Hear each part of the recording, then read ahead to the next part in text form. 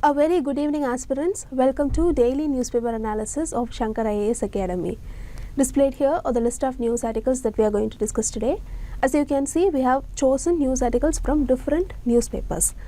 So without much delay, let us get into the first news article discussion. Look at this news article from The Hindu newspaper. This news article talks about a petition filed to the Election Commission of India. The petition sought a resolution for issues concerning the distribution of postal ballots to those on election duty. So in this background, let us learn what is this postal ballot, who is eligible for it, how to apply for a postal ballot, how it is casted, and when it is counted. So first let us start with what is postal ballot. See, the postal ballot, also known as absentee voting, is a method of voting in which voters cast their ballots by mail rather than in person at a polling station. This method is particularly useful for individuals who are unable to vote in person due to various reasons like being away from their home constituency, having a disability, or being engaged in essential services on election day. Now let us see who are all eligible for postal ballot. See, the eligibility criteria for postal ballots vary depending on specific election and jurisdiction. However, some common categories of eligible voters are there. Let us see them one by one. Firstly, service voters. Service voters includes members of the armed forces, paramilitary forces, and other government employees deployed on election duty far from their home constituencies. Secondly, absentee voters. Absentee voters are individuals who are unable to vote in person due to reasons like being away from their home constituency for work, illness, or disability. Then electors on election duty. This category includes government officials and polling staff who are assigned duty at polling stations other than their own. Finally, electors under preventive detention. See, individuals who are detained under preventive custody orders during the election period can also vote through postal ballot. So now let's quickly see how to apply for a postal ballot. See, the eligible voters must first submit an application to the returning officer of their respective constituency. The application form typically requires personal details, voter identification number, and the reason for seeking a postal ballot. Here, know that a returning officer is responsible for overseeing election in one constituency, maybe two constituencies at the most. A returning officer is called so because he holds the election in the constituency and returns the result. Usually, the Election Commission of India nominates or designates an officer of the government or a local authority as the returning officer for each of the assembly and paramilitary constituencies in consultation with the state government or union territory administration.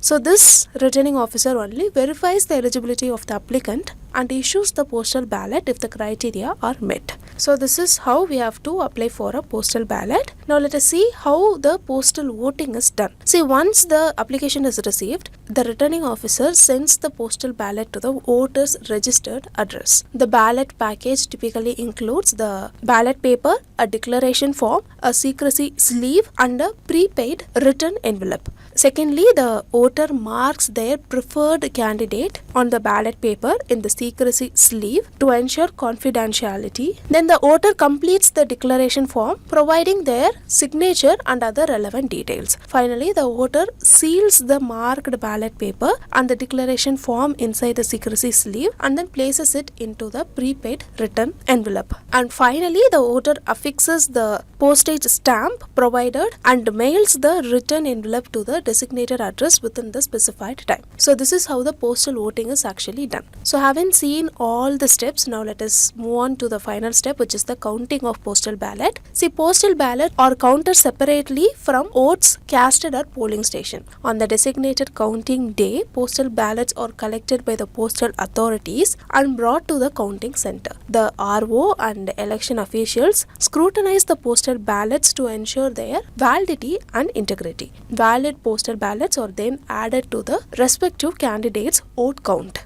So what are the significance of the postal ballots? See, postal ballot play a crucial role in ensuring that eligible voters exercise their franchise even when they are unable to vote in person. They expand the accessibility of the electoral process and contribute to a more inclusive and representative democracy. So these are all certain relevant facts that you have to remember about postal ballots. Very important. So these learned points. Now let us move on to the next news article discussion. Look at this article from Indian Express. It discusses Qadsia Ba Park in Delhi that was once a beautiful garden made by Qadsia Begum, the wife of Mughal Emperor Muhammad Shah. See, despite being badly damaged during the rebellion in 1857, the garden has been preserved and is now used as a public park. This is what the news article is talking about, and this story highlights the historical contribution of women during the Mughal era and their intrinsic architecture. So in this news article discussion, let us revise some of the Mughal architecture for our upcoming prelims examination. Firstly, we will learn when this style was developed and what is its uniqueness. See, Mughal architecture is a distinctive style that developed in the Indian subcontinent from the early 16th to the mid 18th century. It represents a unique blend of Islamic, Persian, Turkish and Indian architecture. Akbar, who ruled in the 16th century, made a major contribution to Mughal architecture. He systematically designed forts and towns in similar symmetrical styles that blended Indian styles with outside influences. Some of the key features include large domes, expansive gardens, especially the Charbagh garden, and decorative minarets with foresighting technique. Now let us quickly go through some of the iconic examples of Mughal architecture that showcase the richness and diversity of this style one by one. Firstly, the Humayun tomb. It is in Delhi. It was built in 1570. This structure is significant as it was the first garden tomb on the Indian subcontinent, and it set a precedent for subsequent Mughal architecture, including the Taj Mahal. The tomb is set within a large symmetrical garden and has a central dome surrounded by smaller domed chambers. Secondly, Akbar's tomb. It is located in Sikandar. It was completed in 1613, and this structure is actually a mausoleum for Emperor Akbar, and it is notable for its blend of Islamic and Hindu decorative styles, reflecting Akbar's policy of religious tolerance. The tomb's gateway is particularly elaborate, adorned with marble inlay work and intricate geometric patterns. Thirdly,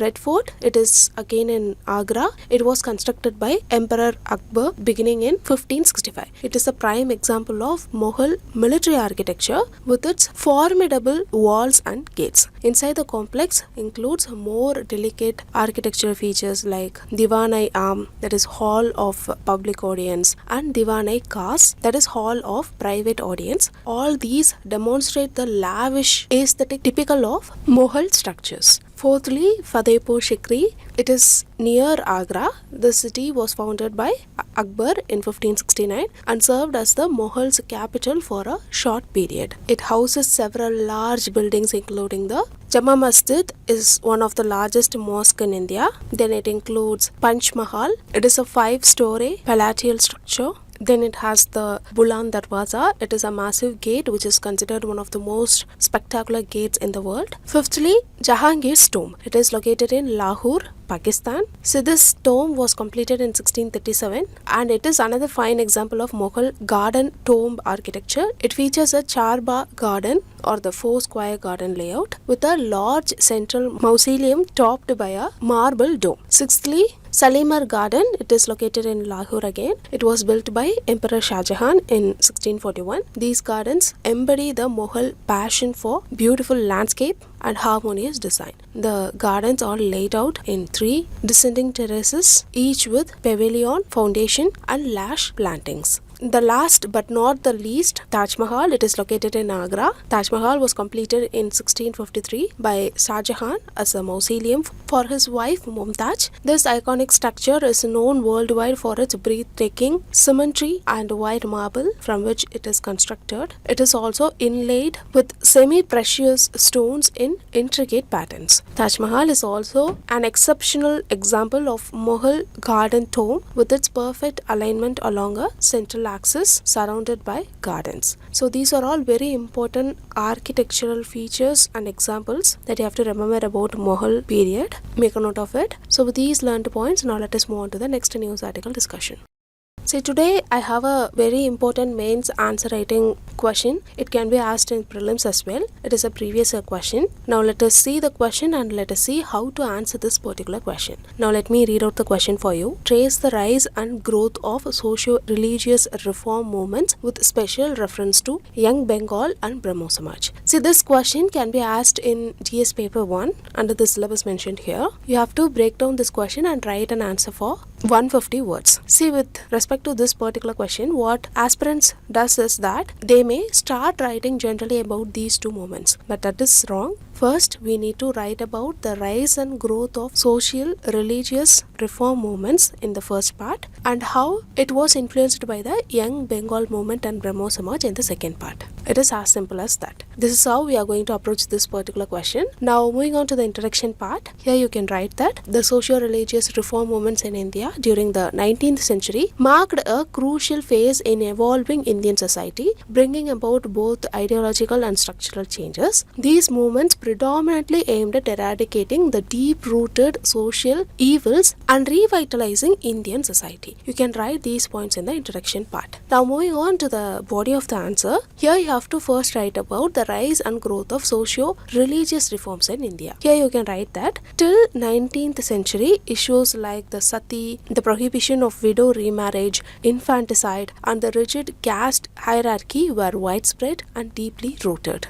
During this period, an emerging middle class coupled with Western educated intellectuals began to vocally oppose these backward practices. The movement for reform initially took hold in regions like Bengal and Bombay Presidency before gradually expanding to other parts of the empire. Although the reforms initially focused on women's issue, they soon expanded to cover broader social concerns including the welfare of girl children, inheritance laws, caste discrimination and religious reforms. Key figures who led these efforts include Ishwar Chandra Vidyasagar, who campaigned for widow remarriage, Dayananda Saraswati, who challenged caste discrimination and ritualism, Debendranath Tagore, who sought to modernize Hinduism, and Sir Syed Ahmad Khan, who advocated for the education of the Muslim community. So here most of the aspirants write only about the Hindu religious reforms.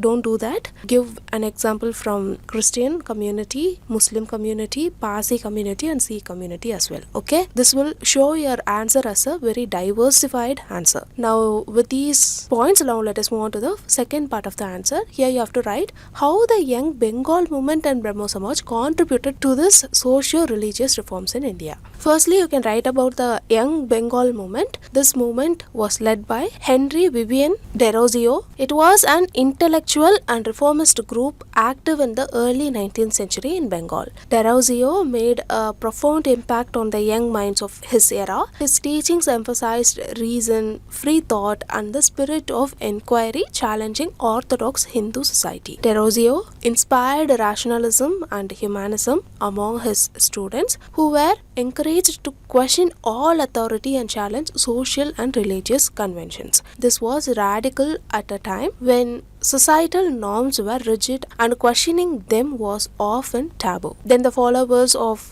Derozio, known as Derosians or Young Bengalis, advocated for various reforms including women's rights, freedom of speech and education. They were critical of practices like polygamy, child marriage and the caste system. Though the direct impact of Young Bengal was short-lived, as Derozio was dismissed from his position and died young, his idea seeded the early stirrings of the Indian Renaissance. The Young Bengal movements emphasis on education and rational thought, contributed significantly to the socio-cultural transformation of Bengal and laid foundational ideas that influenced future reform movements. Next you can move to Brahmo Samaj. See, it was founded in 1828 by Rajaram Mohan Roy. The Brahmo Samaj was a more enduring and influential socio-religious movement. It aimed to purify Hinduism and and advocated a monotheistic understanding of diversity. Firstly, Roy was deeply influenced by various religions and philosophical traditions including Islam, Christianity and Hindu scriptures. The Brahmo Samaj rejected idealatory,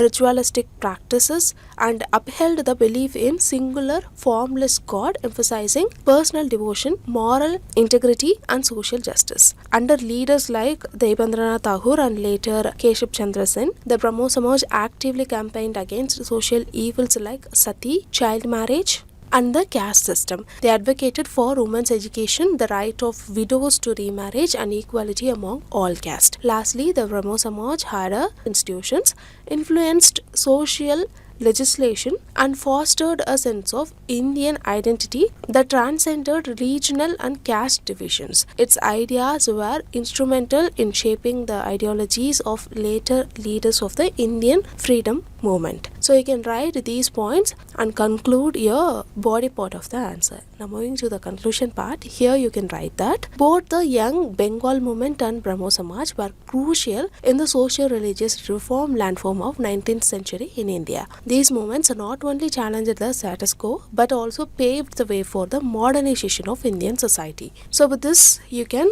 give a balanced conclusion and end your answer. Hope this answer writing discussion helped you a lot. It can be asked even in the prelims as well. That is why we chose this topic in particular. So with these learned points, now let us move on to the next news article discussion. Now look at this news article. This article talks about an opposition leader who criticizes the government about electoral bonds. Even though the crux of the news article is not very important for the examination, learning about FEMA Act is very important. FEMA is nothing but Foreign Exchange Management Act. So in this news article discussion, we shall see about the FEMA Act in detail. See, the FEMA 1999 was proposed as an act to consolidate and amend the law relating to foreign exchanges in India. Remember, the objective of the act is to facilitate external trade and payment and promote the orderly development and maintenance of the foreign exchange market in India. Remember, this act replaced the Foreign Exchange Regulation Act, that is FERA, of 1973 and came into force with effect from 1st June 2000. Remember, this act is extended to the whole of India. Now let us see about the structure of FEMA. See, the head office of the Foreign Exchange Management Act is located in New Delhi. It is also known as Enforcement Directorate and is headed by Director. It has 5 zonal offices located in Delhi, Chennai, Kolkata, Mumbai and Jalandhar, each of which is headed by Deputy Director. With this basics, now let us see some of the important provisions of the Act. See, firstly, the Act gives power to the central government to regulate the flow of payments to and from a person situated outside the country. Secondly, all financial transactions concerning our foreign securities or exchange cannot be carried out without the approval of FEMA. Note that all transactions must be carried out through authorized persons. Also remember, in pursuing the public interest, the Government of India can restrict an authorized individual from carrying out foreign exchange deals within the current account. Thirdly, FEMA empowers RBI to place a restriction on transactions from capital account even if it is carried out through an authorized individual. Finally, as per this Act, Indians residing in India will have the permission to do a variety of things like conducting foreign exchanges, foreign security transactions, right to hold or own immovable property in a foreign country, inherit the property from individual staying outside the country, and etc. So these are all certain relevant facts that you have to remember about FEMA. Remember, it was proposed in 1999 and came into effect in 2000. It replaced the erstwhile Foreign Exchange Regulation Act or the FERA Act of 1973. It extends to whole of the India. The head office of FEMA is known as Enforcement Directorate and it is headed by Director, and the zonal offices are headed by Deputy Directors. So with this we saw some of the important provisions of the Act. So these learned points. Now let us move on to the next part of the news article discussion, which is the preliminary practice question discussion. Now look at this first question. Here 3 statements are given and you have to find which of the statements given is or are correct. The first statement says, At present, postal ballots are allowed for certain category of voters living in India. So this statement is correct. Currently, there is a proposal for overseas voters as well. But as of now, postal ballots are allowed for certain categories of voters living only in India. Now, the second statement says ECI is the deciding authority to permit NRIs to cast their vote from overseas through postal ballots. This statement is absolutely incorrect. An NRI can vote in the constituency in which her place of residence, as mentioned in the passport, is located. She can only vote in person and will have to produce her passport in original at the polling station for establishing identity. So the second statement is absolutely incorrect. There is a proposal to provide postal ballot to overseas voters, but still it has not implemented. Now the third statement says, for allowing voting rights to NRIs, amendments were done to Representation of the People's Act 1950. See, this statement is actually correct. Voting rights for NRIs were introduced only in 2011 through an amendment to the RPA 1950. So this statement is correct. So the correct answer for this question is option C, 1 and 3 only. Second statement is incorrect. Moving on, the method of decoration called picture dura came to be used in Mughal buildings during the regime of which of the following rulers? See, the correct answer here is option A, Jahangir. Firstly, know that picture dura means flowers adorn walls with precious stones. The technique actually signifies the requisite hardness and durability of the material used. Actually, these stones fall between the 6th and 10th grade of the Mohs scale of hardness, that is between feldspar and diamond. This act actually flourished in the later 16th and 17th century during the Jahangir regime. So the correct answer is option A. Moving on, Ibadat Khana at Fatehpur Sikri was, the correct answer for this question is option C. It is a hall in which Akbar held discussion with scholars of various religion on every Thursday to debate on religious issues raised by Akbar. So displayed here is the mains practice question for you today. Just go through the question, try to answer it in the comment section. With this, we came to the end of the news article discussion. If you like the video, hit like, do comment, and don't forget to subscribe to Shankar IAS Academy YouTube channel. Now, thank you so much for listening.